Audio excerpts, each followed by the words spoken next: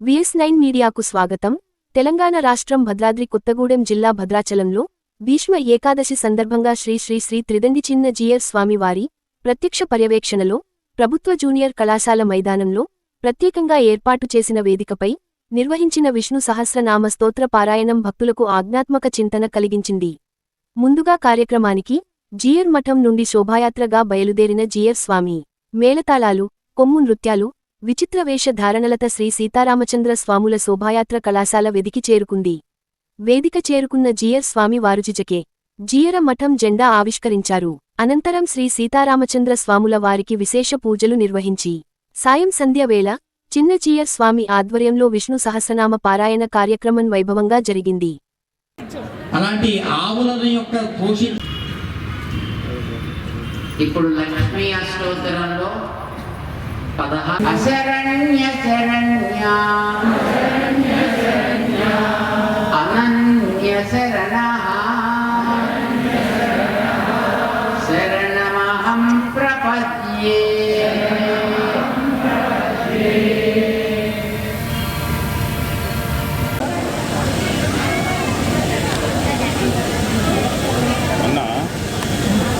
భగవద్బంధులారా, ప్రాణనాథాయ రామచంద్రాయ మంగళం. మంగళాశాసనపరైర్పదాచార్య పురోగమైః సర్వైశ్చ పూర్వైరాచార్యైః సత్కృతాయాస్తు మంగళం. భద్రాద్రి రామ గోవింద. తాతలకి మన పితామహులకు కూడా ఆయన పితామహుడే. భారత జాతి మొత్తం కూడా ఈ వేదిక ముందుకు రావాల్సిందిగా సవినయంగా ప్రార్థన చేస్తున్నాను. వారి పేరు ఆపదామపహర్తారం దాతారం సర్వసంపదా లోకాభిరామం శ్రీరామం భూయో భూయో నమామ్యహం.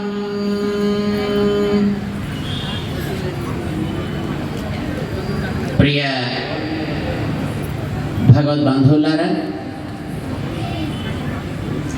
భీష్మ ఏకాదశి శుభ సందర్భంగా మీ అందరికీ ముందుగా అనేక మంగళాశాసనాలు.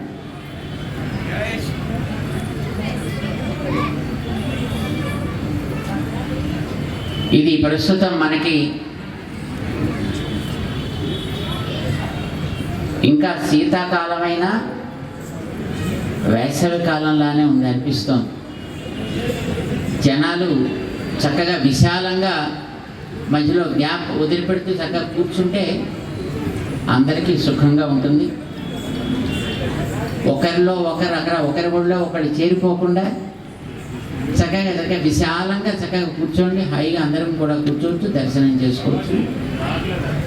ఈవేళ భీష్మ ఏకాదశి శ్రీ విష్ణు సహస్రనామ జయంతిగా లోకం కీర్తించినటువంటి రోజు. 2 ఏకాదశులు 2 నెలల అంతరంతో మనం జరుపుతున్నాం. ఒకటి గీతా జయంతి, మార్గశీర్ష శుక్ల ఏకాదశి. దాని భగవద్గీతకి పుట్టినరోజుగా భావిస్తాం. ఈవేళ సహస్రనామానికి పుట్టినరోజుగా భావిస్తాం. కానీ ఈ 2 రోజులు నిజానికి ఆయా గ్రంథాలు పుట్టినరోజులు కావు. మహాభారత యుద్ధం అమావాస్య నాడు ఆరంభమైంది కదా. మార్గశీర్ష మాసం ఆరంభం అవుతూ ఉండగా ప్రారంభమైంది. యుద్ధ ఆరంభంలోనే కదా అర్జునుడికి నేను యుద్ధం చేయొద్దు అని అనిపించింది. యుద్ధం మానేస్తా అన్నాడు. అంటే తప్పోయ్, బాధ్యతలు మానకూడదు. అట్లాగా నువ్వు చెయ్యాల్సిందే, నీ కర్తవ్యాన్ని నువ్వు నెరవేర్చాలి. జీవితంలో ఎన్ని ఒడిదుడుకులు వచ్చినా మన బాధ్యతలు పూర్వం అంటే మార్గశిర మాసం ప్రారంభం అవుతూ ఉంటే చేశాడే. కానీ జయంతి ఎప్పుడు చేస్తున్నాం మనం? గీతా జయంతి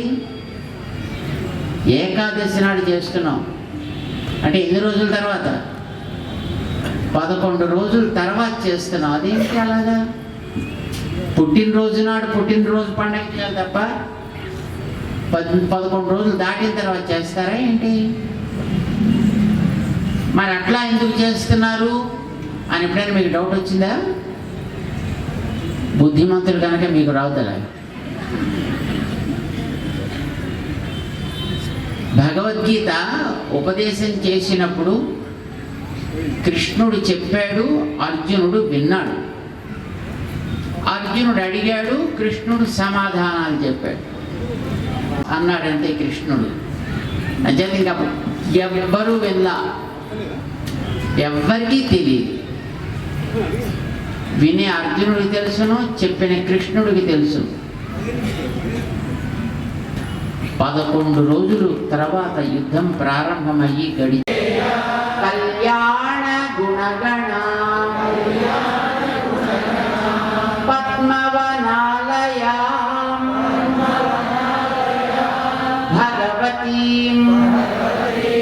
శ్రియం దేవి నిత్యానపాయిని నిరవద్మకరా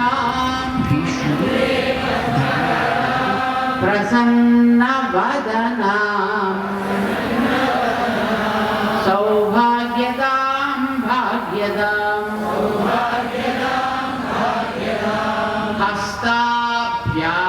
హస్తాభ్యామభయప్రదాం మణిగణైః